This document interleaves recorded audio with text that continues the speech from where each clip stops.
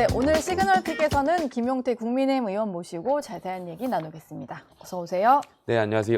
네, 요즘에 보니까 국민의힘이 대장동 항소 포기 관련해서 연일 뭐 어디 야외로 나가서 규탄 대회를 좀 하시더라고요. 네. 어제는 이제 법무부를 찾아왔는데 일단 국민의힘이 보시기에는 정성호 장관은 정말 역사상 최악의 장관이다. 사퇴해야 된다 이런 입장이신 거죠? 책임을 안 질 수가 있을까요? 뭐 지금 당장은 저희가 이제 여대 야소 상황이고 예. 물리적으로 뭐 여러 가지 제약들은 있겠지만 어찌되었든 이렇게 정말 큰 일을 법무부 장관이 저질러 놓고서도 과연 책임을 안 질 수가 있을까라는 생각이 들고, 개인적으로 정성호 의원 같은 경우는 오선 의원으로서 네. 국회 내에서도 나름대로 여야를 뛰어넘어서 굉장히 또 그 지역 양주에서도 나름대로의 합리적인 평판을 받고 있는 의원이자 장관이었는데, 이번 사건으로 인해서 사실상 정성호 장관의 정치에 대한 평가도 끝나지 않았을까 생각이 들고 굉장히 안타깝다 생각이 듭니다. 예. 근데 뭐 어제도 보니까 론스타건 관련해가지고 총리가 이제 기자회견할 때 옆에 배석해서 서 있고 뭐 이런 모습인데 그냥 뭐 아무런 거 없이 뭐 업무는 수행을 하는 것 같더라고요. 뭐 책임 물을 뚜렷한 방법이 있을까요? 뭐 수사도 제대로 진행될지는 잘 모르겠고요. 사실상 이제 국정조사에 대해서 여야가 2+2 회동이 지금 이어지고 있고요. 예. 국정조사권을 발동을 해야 되죠. 발동 안 할 수가 없을 거라고 생각이 들고, 여당이 안 받을 수가 없을 거라고 생각이 들고요. 그다음에 더 나아가서 이 사건은 그 최근에 여론조사를 보더라도 많은 국민들이 굉장히 분노하고 있는 거 아니겠습니까? 그리고 대통령직에 오르기 전부터 이어졌던 형사 사건하고도 직결되는 재판이기 때문에 예. 거기에 대한 실익이 이 정권에 있는 거 아니냐라는 어떤 그런 질문들로 또 귀결되는 부분이 있기 때문에 특검도 수용해야 되지 않을까 싶습니다. 특검도. 지금 당장은 이제 국정조사 협의가 네. 진행이 되고 있는데 민주당 입장에서는 검사들의, 그러니까 정치 검사들의 항명이라는 거고 야당은 외압이라는 거잖아요. 전혀 다른 주제를 가지고 국정조사라는 틀 안에 넣어가지고 이게 협의가 가능할까요? 일단은 뭐 양측이 지금 조사 범위와 방식에 대해서 이야기를 논의하고 있는 것 같고요. 예. 뭐 언론에서 봤을 때 계속 결렬에 대한 이야기들이 나오고 있지만, 결과적으로 말씀드리자면은 국정조사를 안 받을 수가 없을 거다, 이 말씀 드리고 싶습니다. 여론조사 거듭해서 말씀드리지만 많은 국민들이 여기에 대해서 분노를 하고 있고, 여당도 국정조사에 대한 필요성을 느끼고 있을 거고, 다만 이제 조사 방식에 있어서 앵커께서 지적하셨던 것처럼 여당은 그 조작 기소라고 본인들이 말하고 있잖아요. 예. 그 부분에 한정해서 하려고 하는 거고, 저희 국민의힘은 항소 포기에 대한 수사 외압 의혹을 하려고 하는 거고, 네. 여당 같은 경우 방법에 있어서는 법사위에 한정해서 하려고 하는 거고, 저희 국민의힘 같은 경우는 그렇게 법사위에 한정하지 말고 다양한 위원회에 다양한 의원들이 참여해서 여야 동수로 그런 국정조사위원회를 꾸릴 수 있게, 그 방법에 대해서 지금 물밑에서 조율 중인데요. 저는 통과될 수밖에 없을 거라고 생각합니다. 어떤 접점은 찾을 수 있을 것이다. 뭐 지금 상황에서 민주당이 국정조사를 안 받는다면, 예.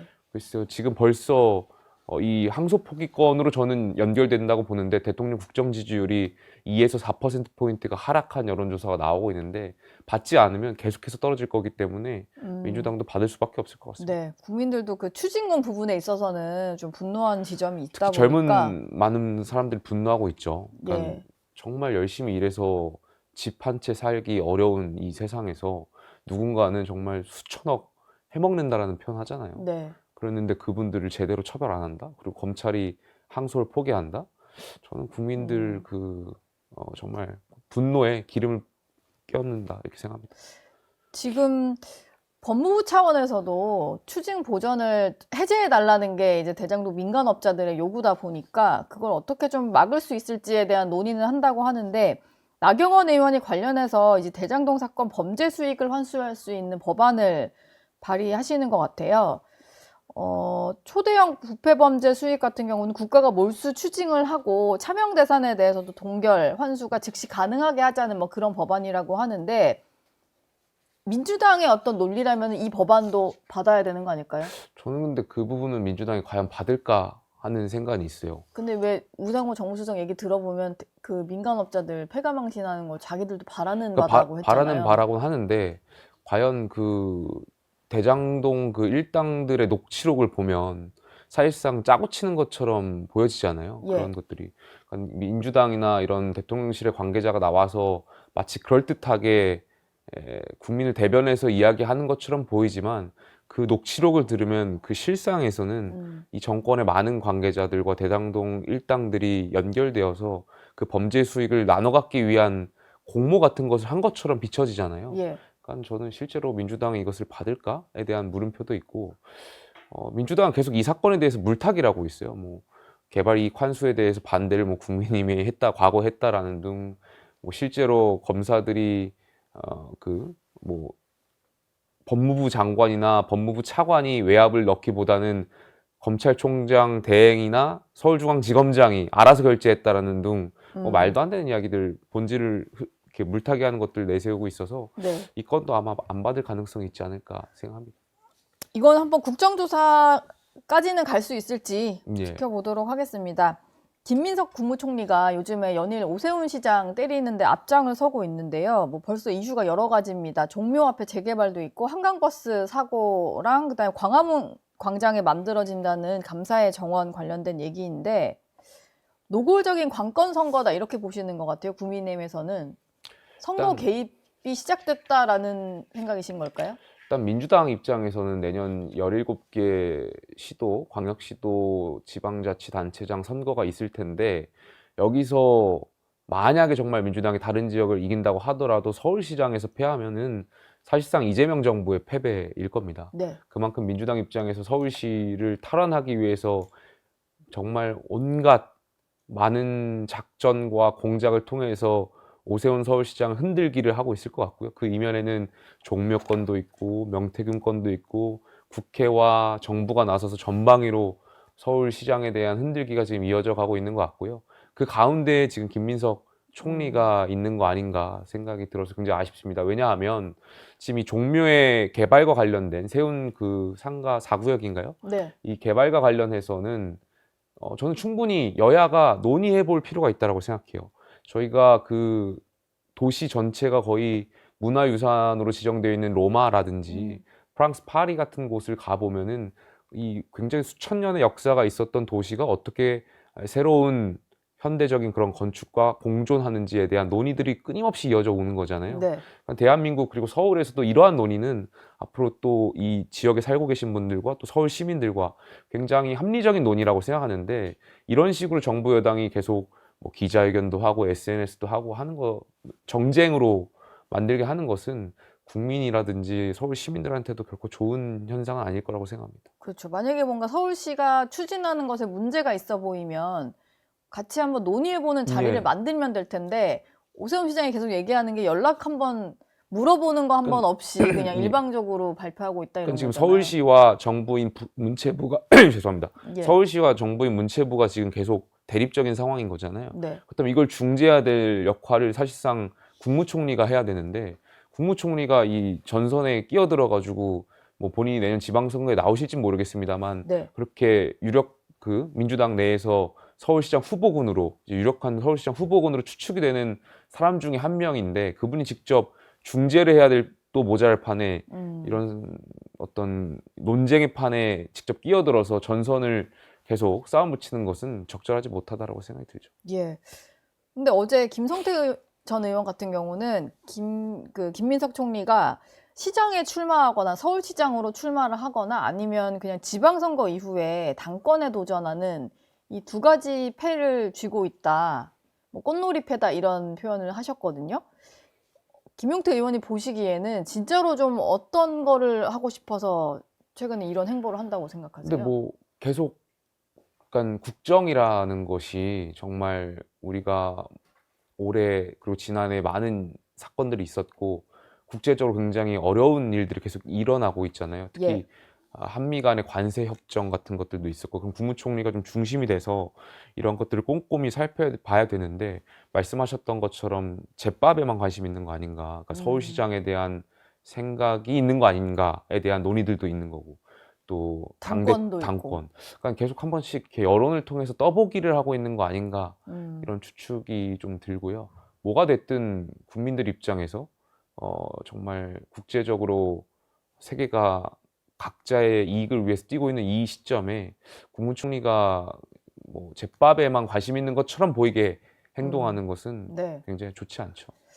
그 총리가 너무 또 서울시의 어떤 정책에 막 집중을 하니까 사실 전국적인 이슈를 봐야 되는 거잖아요, 총리는. 지금 민주당의 또 서울시장 후보군으로 꼽히는 한 분이 더 있는데 서영교 의원이요.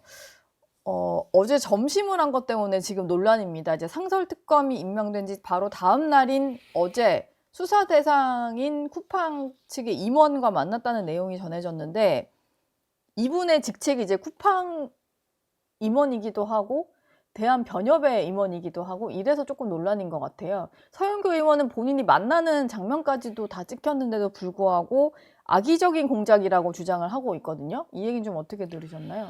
저는 좀 후한무치하다 이런 생각이 좀 들었습니다. 그러니까 서영교 의원이 법사위원으로서 지난 국회 활동에서 대법원장하고의 관계가 어땠습니까? 그러니까 이른바 대법원장 확인도 되지 않았던 4인 회동설을 주장하면서 예. 굉장히 대법원장이 정말 심각한 하자가 있는 것처럼 몰아갔고 심지어 지난 국정감사장이었을까요? 제가 정확하게 생각나지 않습니다만 대법원장과 지기현 판사를 향해서 사법부의 신뢰를 떨어뜨린 분들이라고 거취를 표명하라고 압박했던 분이 서영교 의원입니다. 그런데 본인은 그 사진까지 나온 거잖아요. 예. 그러니까 상설특검을 추진하려고 했던 법사위원과 그 다음에 이 상설특검 추천권을 추천위원이었던 대한변협 회장과 그 다음에 수사 대상인 쿠팡의 임원과. 임원과 이 세 분이 3인 회동을 했다라는 것은 그 여태까지 그 서영교 의원이 대법원장을 향했던 잣대로 비춰봤을 때는 본인이 거취 표명을 하셔야 되는 거 아닌가 생각이 들어요. 그러니까 본인의 잣대대로 본인이 판단을 하시면 될 것 같고요. 예. 또 본인은 계속 또 억울하다 이런 표현을 쓰실 것 같은 걸로 예상이 되는데 글쎄 뭐 민주당 의원들만 항상 뭐 억울하고 악의적으로 공격을 예, 받고 그렇게 있고 생각하시는지 하시는데 모르겠어요. 본인들이 판사들을 향해서 정말 국회를 무대로 국민을 향해서 벌였던 그런 행태들을 비추어 봤을 때 같은 잣대를 본인한테도 좀 적용해달라 이런 말씀 드리고 싶습니다. 예. 지방선거 얘기로 좀 넘어가 보겠습니다. 김용태 의원이 직전에 비대위원장이시기도 했으니까 지금 수도권 의원이시기도 하고 지방선거에 대해서도 고민이 많으실 것 같은데 얼마 전에 좀 언론 기사 난 걸 보니까 지금 여러 가지 정부 여당에서 조금의 실수들이 나오고 있는 상황, 대장동 항소 포기 논란이라든지 부동산 대책 후폭풍 이런 게 있는 상황에도 불구하고 국민의힘 지지율이 너무 답보 상태다. 이런 지적이 좀 있는 것 같아요. 저희가 그 여론조사 좀 공신력 있는 기관에서 나온 여론조사 두 가지를 좀 준비를 해봤는데 대부분이 20%대 박스권에 갇혀 있고 뭐 리얼미터에서는 30%대가 나오긴 합니다만 추이를 봤을 때는 하락세라는 게 중요해요. 민주당은 이런 상황에서도 좀 오르는 추세고 국민의힘은 하락을 하는 데다가 또 갤럽 조사에서는 20%대를 변하지를 못하는 그런 상황이어서 이건 좀 어떻게 해소할 수 있을까요? 왜 갇혀 있다고 생각하세요? 그러니까 국민의힘이 국민들로 하여금 대한정당으로 고려 대상이 아니다라는 것을 방증하는 것이겠죠. 그러니까 국민의힘이 좋냐 민주당이 좋냐에 대한 선택지가 아니라 결과지를 보면 민주당이 좋냐 민주당이 싫냐 이 두 가지로 귀결되는 것 같고요. 예. 그 선택지에 지금 국민들의 선택지에 국민의힘은 없는 거 아닌가 생각이 듭니다. 그러니까 이 상황을 지도부가 정말 뼈저리게 느껴야 한다라고 생각을 하고요. 네. 물론 지도부도 알고 있겠지만 지도부만의 로드맵이 있고 확장하려고 하는 부분들에 대한 계획들이 있을 텐데 너무 늦은 것 같습니다. 너무 지금 늦은 것 제가 같다. 조금 전에 앵커께서 지적하셨던 것처럼 예. 비대위원장을 마치고 나서 시간이 얼마나 많이 흘렀습니까? 저는 대선을 저희가 패배했잖아요.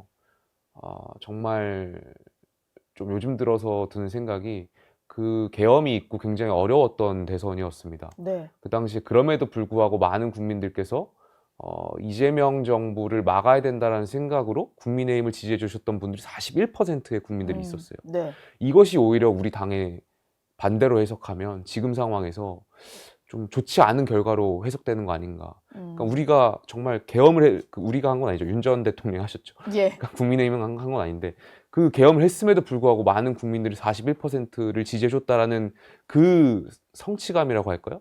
그거에 지금 빠져 있으면서 지도부라든지 당내의 핵심에 있는 분들이 당에 대한 개혁이나 혁신을 놓고 있는 거 아닌가 생각이 들어요. 아니 대선을 패배했던 정당이 역사적으로 이렇게 혁신 안 했던 정당 봤습니까? 예. 선거에서 패배한 정당이 혁신보다는 뭐 뭉쳐야 된다, 그러니까 내부 총질 금지 이런 얘기가 좀 대여 많이 나오는 투쟁 것 굉장히 같은데. 중요하죠. 예. 그러니까 항소포기라든지 대법원장 흔들기라든지 상권 분립을 이재명 정부가 흔들고 있는데 여기에 대한 대응은 반드시 필요하죠. 근데 그 대여 투쟁이 정말 민주주의를 지키려고 하는 그 투쟁이 빛을 보려면 개혁을 같이 선행을 해야 되죠. 우리가 여기서 개혁을 하지 않는 상황에서 대여 투쟁에만 몰두한다면 네. 국민들께서 보시기에 국민의힘이 너네는 뭘 그렇게 잘했냐라는 물음으로 기결되는 거잖아요. 예. 그러니까 너네도 잘한 거 없는데 그럼 이런 비판이 있을 테니까 그러니까 메시지에 힘이 실리려면 메신저에 대한 신뢰도 필요한 거고 그동안 저희가 보여줬던 행동들이 중요한 건데 저는 아직도 국민들께서 헷갈려 한다라고 생각하는 것이 저희가 비대위원장 시절에 여러 명의 비대위원장 계셨고 계엄 이후에 이 계엄에 대해서 반성과 사과에 대한 명확한 메시지와 행동들을 보여줘 왔다라고 생각이 드는데 과연 지금 지도부에 대해서 국민들이 어떻게 생각하실까? 다시 윤 전 대통령하고의 관계에 대해서 어떻게 생각하실까? 저는 윤 전 대통령을 명확히 끊고 가지 않는다면 그리고 계엄에 대해서 명확히 반성에 대한 메시지가 없는다면 지금 이 항소포기에 대한 대여투쟁을 지도부와 국민의힘이 정말 열심히 하고 있는데 한다고 하더라도 네. 많은 국민들에 대한 그 소구력이라든지 효과성이 좀 떨어질 것 같아서 음. 그 점을 지도부가 좀 명확히 아시고 개혁에 대한 것도 같이 병행해 주셨으면 좋겠다 이런 말씀 드리고 싶습니다. 어제 보니까 의원님들 단체방에 엄태영 의원이 글을 하나 올리신 것 같아요. 뭐 당명을 바꾸고 재창당 수준의 결단을 할 필요가 있다. 뭐 쇄신 요구를 공개적으로 하신 것 같은데 여기에 뭐 댓글이 더 달리거나 그런 건 없었나요? 뭐 특별히 댓글이라든지 뭐 반응이 있었던 것은 아니었던 걸로 기억을 하고요. 다만 몇몇 의원들께서 그 이야기들 또 언론인 분들께서 물어보셔서 이야기들을 이제 하시던 걸 좀 들었는데 제 생각에는 그렇습니다. 계속 같은 이야기인데 네. 본질적인 것을 우리가 반성하고 바꾸지 않는다면 그 뒤에 있는 여러 가지 혁신에 대해서 국민들께서 소구력이 없을 거라고 생각이 듭니다. 그러니까 뭐 당명 바꾸는 거 또 이렇게 재창당 어떤 수준의 뭐 그런 것도 중요한 뭐 기술적이고 공학적인 측면에서 필요성이 있을 수는 있겠지만 예. 본질적인 거 계엄에 대한 명확한 반성과 윤 전 대통령하고의 단절이 없다면 저는 국민들께서 국민의힘을 믿어주지 않으실 거라고 생각합니다. 그 한 가지 또 눈에 띄는 해석이 있었는데 지금 장동혁 대표가 선봉에 서서 대여투쟁을 하고 계시죠. 네. 한동훈 전 대표도 본인은 나름대로의 어떤 대여투쟁을 하고 있잖아요. 이준석 대표 역시 또 종묘나 이런 이슈에 있어서는 오히려 국민의힘 소속 의원들보다 더 이제 오세훈 시장 입장에서 잘 이렇게 지적을 하시는데 이 장동혁, 한동훈, 이준석이 너무 각자 도생하는 거, 뭉치지 않고 이게 또 보수층이 뭉치지 못하는 이유다 이런 분석이 좀 있어요. 여긴 좀 이런 지적에는 동의를 하시나요? 글쎄요, 뭐 스펙트럼이 넓다라는 걸로 저는 장점으로 이해가 드는데 결과적으로 진영이 스펙트럼이 넓어지는 거잖아요. 저는 뭐 각자 뭐 이렇게 이야기를 하셨는데 뭐 그렇게 하는지는 잘 모르겠습니다. 그렇게 한다고 하더라도 그게 당에 나쁘진 않을 거라고 생각이 들어요. 오히려 민주당 그냥 같은 것도 각자의 보면 역할에서 민주당과 조국혁신당 그리고 뭐 기타 민주당과 비슷한 유사 정당들이 있는 거 아니겠습니까? 네. 거기서 굉장히 본인들만의 진영을 넓혀가기 위한 그런 것들을 하는데 말씀하셨던 그런 합리적인 의원분들이 계속해서 국민의힘을 향해서 많은 이야기들을 해주시고 또 스펙트럼 안에서 이야기를 하는 것은 예. 진영 전체적인 차원에서 놓고 봤을 때는 나쁘지 않다라고 생각이 듭니다. 뭐 보수 원로 논객들 이런 분들 얘기를 들어보면 장동혁 대표에게 주문을 하는 게 뭐 이준석 대표도 그렇고 한동훈 전 대표라든지 유승민 전 의원 이런 분들을 다 품고 지방선거에서는 그냥 진짜 정말로 하나로 뭉쳐가지고 좀 나와야 된다 이런 얘기들을 좀 하시거든요.